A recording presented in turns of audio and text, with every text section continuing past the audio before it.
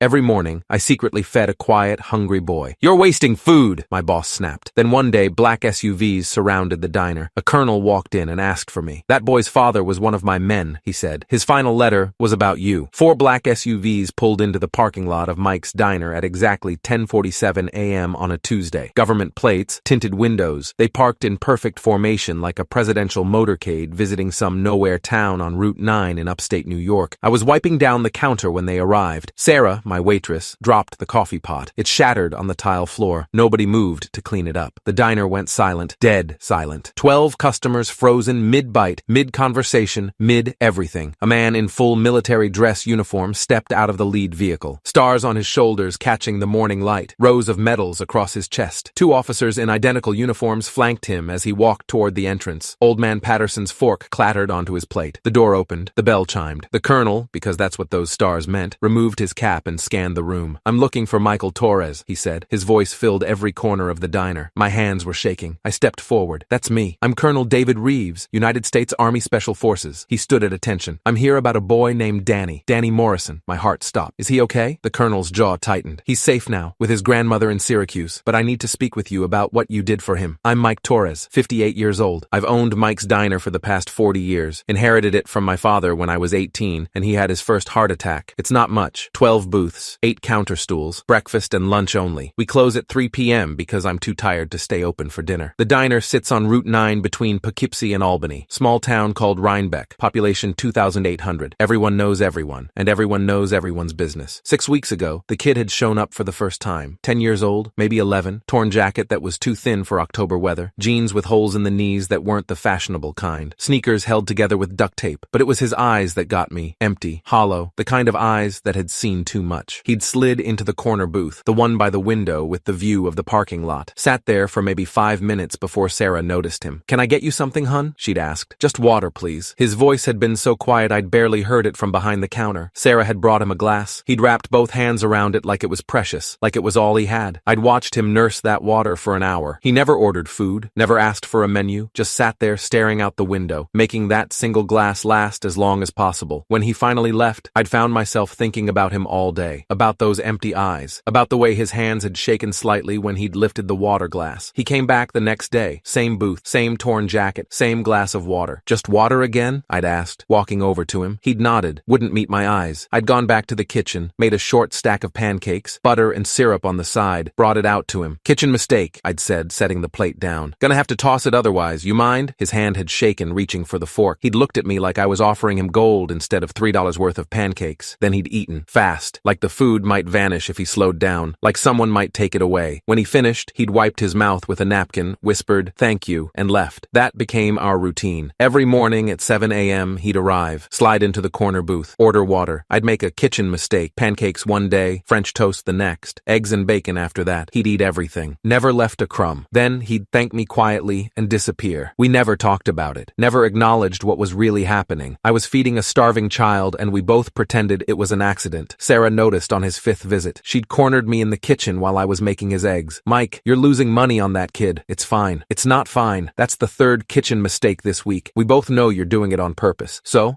he's scamming you. He probably has parents waiting in a car outside. They're teaching him to beg for free food. He's 10 years old, Sarah. He's a con artist in training. She'd crossed her arms. "You're too soft. This is a business, not a charity. I can afford a few pancakes. It's not about affording it. It's about being taken advantage of. This kid sees you coming a mile away." I'd plated the eggs. "Then let him see me coming." Sarah had rolled her eyes. "Your funeral." Word spread fast in a small town. By the end of the first week, the regular customers had noticed, started commenting. "Feeding strays now?" Old Man Patterson had sneered from his counter stool on day 8. He came in every morning at 6:30 a.m., ordered the same thing, 2 eggs over easy, bacon, white toast, and complained about everything. "That's how you go broke, Mike." "I'm doing fine, Patterson. Back in my day, kids earned their meals." Another regular, Bob Chen, had chimed in from booth 3. "You're teaching him to be lazy, teaching him the world owes him something." "Maybe I'm teaching him the world isn't entirely cruel," I'd said. "You're a sucker," Patterson had laughed. "Kids playing you like a fiddle." I'd ignored him, kept feeding the boy. Then Linda Chen, Bob's wife, the town gossip, ran the local Facebook group, Rhinebeck Community Updates. Made it worse. She'd started taking photos, sneaky ones from her booth, me bringing the kid food, him eating. Her angles made it look staged, calculated, like proof of some scam. She'd posted them with a caption, "Local diner owner falls for obvious con. How long before this generous man asks the community to help pay for his kindness. Some people are too naive to run a business. The comments had been vicious. Pathetic. The kid's probably laughing at him behind his back. Some people are too stupid to see when they're being used. This is what happens when bleeding hearts run businesses. They go bankrupt and then blame everyone else. The post had gotten 147 likes, 43 comments, all negative, all mocking. Sarah had shown it to me during the lunch rush 2 weeks into the routine. Mike, you need to see this. Everyone's talking about you. I'd glanced at her phone, read a few comments, handed it back. I don't care what people think. Well, I do. Her voice had risen. I work here too, and frankly, it's humiliating watching you get played every single day. Customers are laughing at you, at us. They think we're idiots. Let them think what they want. It's affecting business. People are coming in just to watch the show, just to see if the sucker's still feeding the con artist kid. Then they're buying coffee and food while they watch. Sounds like good business to me. You're not taking this seriously. I'm taking it exactly as seriously as it deserves. She'd thrown her hands up. Fine. Ruin your reputation. See if I care. But the comments got to her. Got to all the staff. My cook, Jimmy, 62 years old, worked for my dad before he worked for me, pulled me aside during prep one morning. Mike, people are talking, saying you're soft in the head, that you're being conned by a kid who's probably part of some organized begging ring. Jimmy,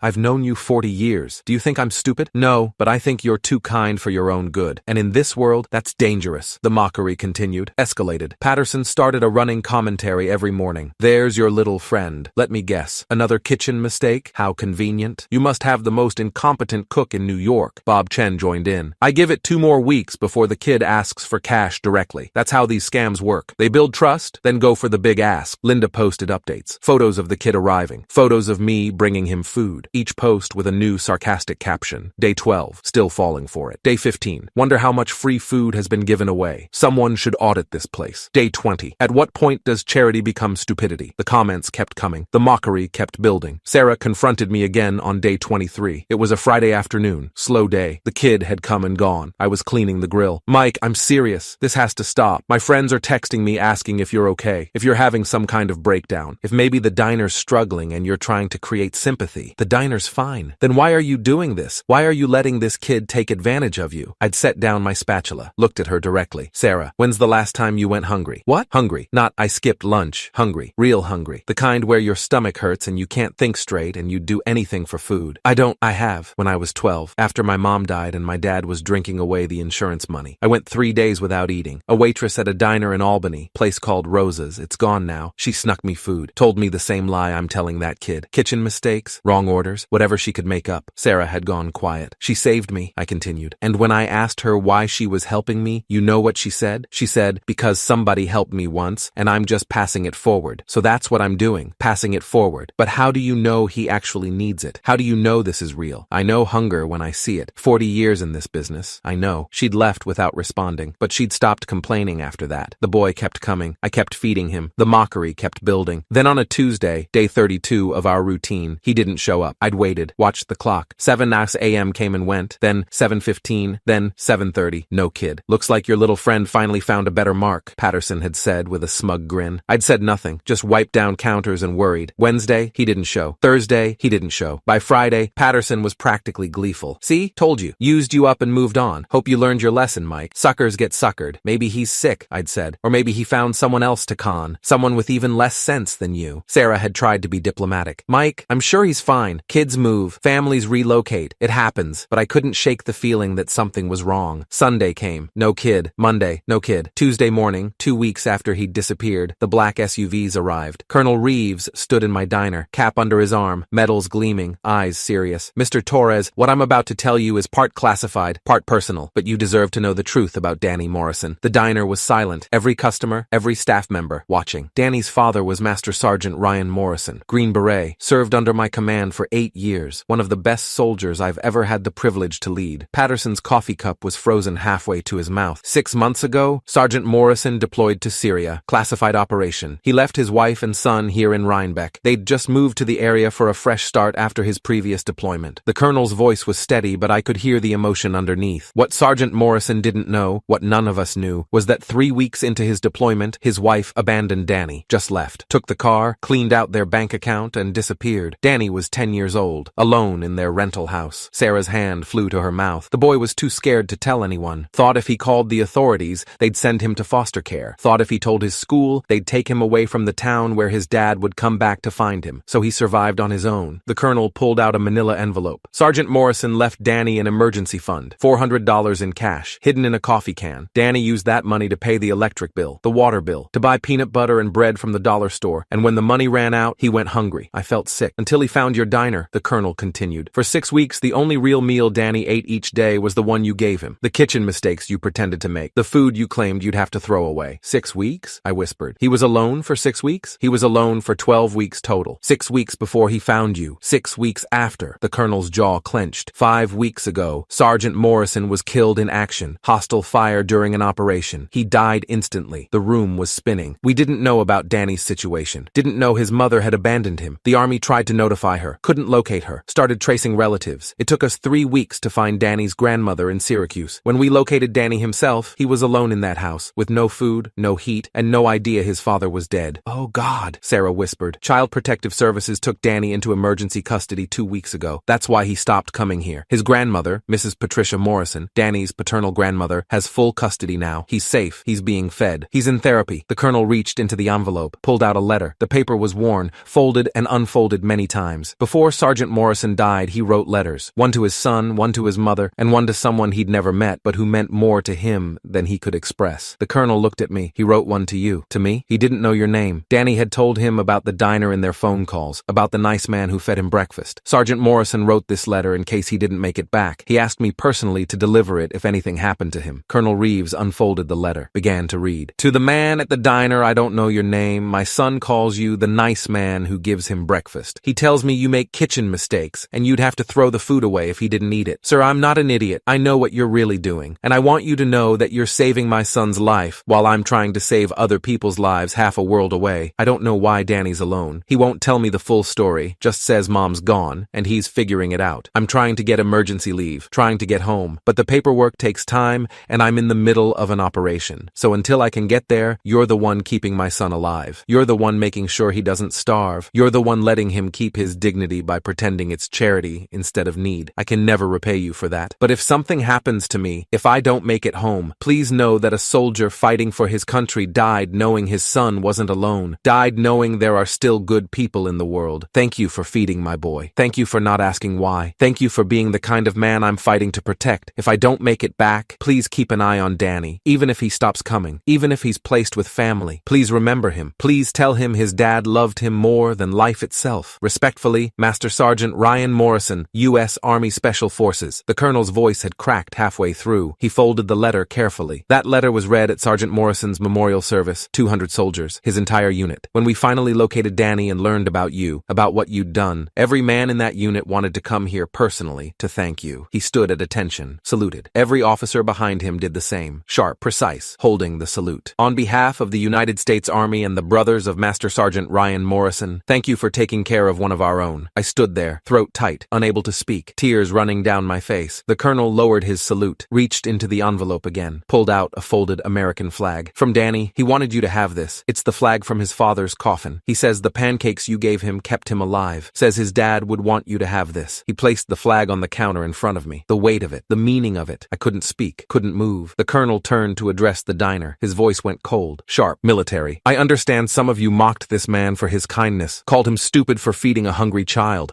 posted about him on social media, made him a joke in your community. Patterson had gone white. Actually, white. Linda Chen was staring at the floor, tears streaming down her face. Sarah looked like she wanted to disappear. Sergeant Morrison died defending your freedom, the colonel continued. Died defending people like you. And while he was bleeding out in the Syrian desert, while his life was ending, this man made sure his son didn't starve, made sure his son had one person who cared whether he lived or died. The silence was suffocating. Remember that the next time you mistake compassion for weakness, the next time you mock someone for showing basic human decency, remember that while you were sitting in your comfortable homes, posting cruel comments on Facebook, a 10-year-old boy was surviving alone because his mother abandoned him, and one man in this entire town, gave enough of a damn to feed him. Bob Chen had tears running down his face. Patterson was staring at his coffee cup like it held the answers to his shame. The colonel looked at me one more time. Sergeant Morrison's grandmother asks if you'd come visit Danny. He talks about you, says he misses your pancakes, says he wants to thank you properly. Of course, I managed. Of course I'll visit. She's written her phone number on the envelope. Call whenever you're ready. He extended his hand. I shook it. You're a good man, Mr. Torres, the kind of man we fight for, the kind of man who who reminds us why we serve. He saluted again. Then he and his officers walked out. The door closed, the bell chimed, the SUVs pulled away. The diner stayed silent for maybe 30 seconds. Then Patterson stood up, walked over to me, pulled out his wallet. "I'm sorry," he said quietly. "I'm so sorry. I was wrong about everything." He put $200 on the counter. "For the kid, for his meals, I'll pay for every breakfast he ate, and then some." Bob Chen came over next. "I'll match that. And I'm sorry too. We should have helped instead of mocking." Linda Chen was sobbing openly. "I'm deleting those posts, all of them.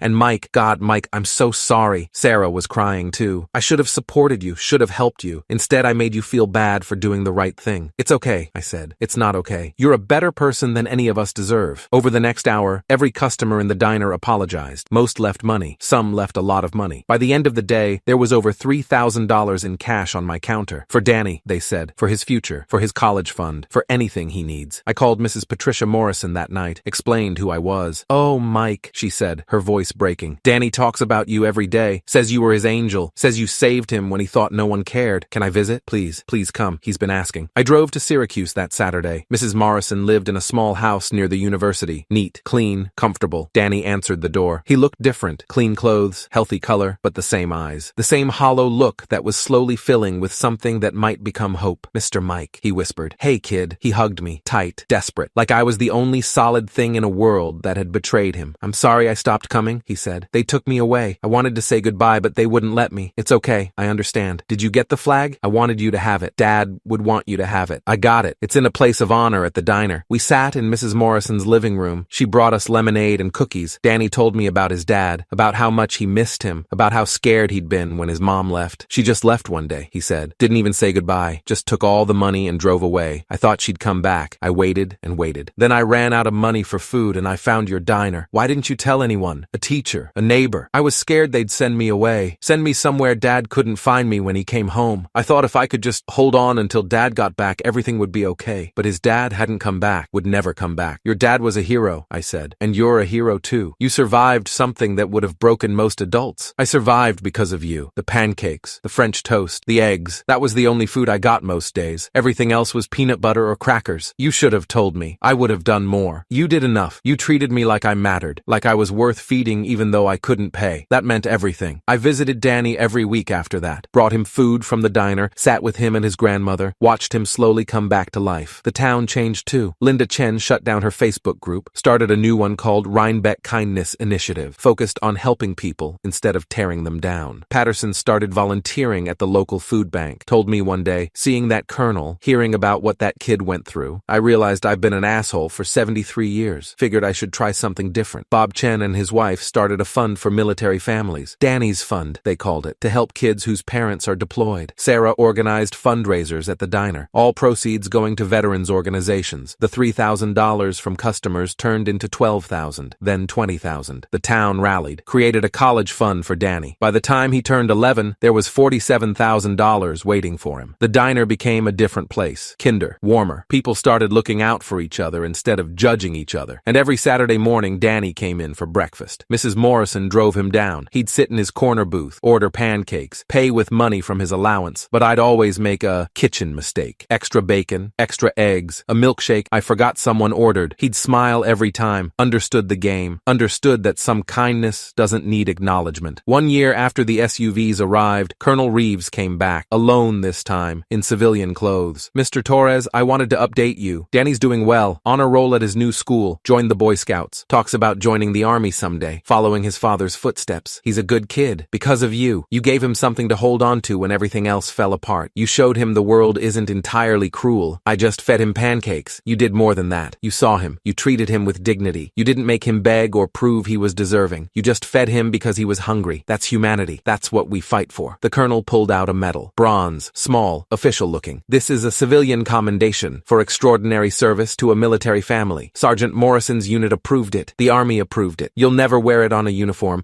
but you earned it more than most soldiers earn theirs." He pinned it to my shirt. "Thank you for being the kind of man who makes this country worth defending." He left. I stood behind my counter holding a military commendation and a folded flag, and the gratitude of a soldier who died thinking his son was safe because one person had cared. Patterson was sitting at his usual spot. "You know what the difference is between you and everyone else, Mike? What's that? We all saw a kid asking for free food. You saw a child who needed help. The rest rest of us saw a potential scam. You saw a human being, and that's why you're better than all of us combined. I'm not better. I just remember being hungry once. Then maybe we all need to remember something. Need to remember what it's like to need help, to be vulnerable, to pray someone sees us as worth saving. He left 2 20s on the counter for the next kid who needs it. Because there's always going to be another kid who needs it. I'm writing this 5 years after those black SUVs pulled into my parking lot. Danny's 15 now, tall, confident, nothing like the hollow-eyed kid who sat in my corner booth nursing a glass of water. He still comes in every Saturday, still orders pancakes, still gets my kitchen mistakes. Mrs. Morrison says he's decided. After high school, he's joining the army, following his father. Part of me wants to talk him out of it, tell him there are safer choices, easier paths. But I remember Sergeant Morrison's letter, remember the pride in that colonel's voice, remember that some people are called to serve something bigger than themselves. Danny will make a good soldier, because he learned early that the world can be cruel, but he also learned that it can be kind, that sometimes one person caring is enough to change everything. The flag from Sergeant Morrison's coffin hangs on the wall behind my counter. Next to it, the medal, and a photo, Danny and me, taken last year. Him in his Boy Scout uniform, me in my diner apron, both of us smiling. People ask me all the time, do you regret it? All that criticism, all that mockery? No, not for a second, because the people who mocked my kindness were just advertising their own emptiness. They were showing me who they were. And when the truth came out, when that colonel walked through my door and revealed what was really happening, they learned something about themselves they'd been avoiding. That compassion isn't weakness. That kindness isn't stupidity. That sometimes feeding a hungry child is the most important thing you can do with your day. The boy I fed for free paid me back in a currency they'll never understand. Not in money, not in fame, not in social media likes, in meaning, in purpose, in the knowledge that for 12 weeks I was the difference between a child surviving and a child giving up. And when that child's father died fighting for our country, he died believing his son was safe, died believing there were still good people in the world. That's worth more than every cruel comment, every mocking post, every snide remark, because at the end of the day, those people have to live with themselves, have to live with the fact that when a child needed help, they chose judgment over kindness. I get to live knowing I chose differently, and Danny gets to live, period. That's all that matters. The pancakes I gave him kept him alive. The flag he gave me reminds me why I'm alive, to pass it forward, to remember that waitress in Albany who fed a hungry 12-year-old boy, to be for someone else what she was for me. Some people will mock that, call it weakness, call it stupidity. Let them. Their cruelty is their problem.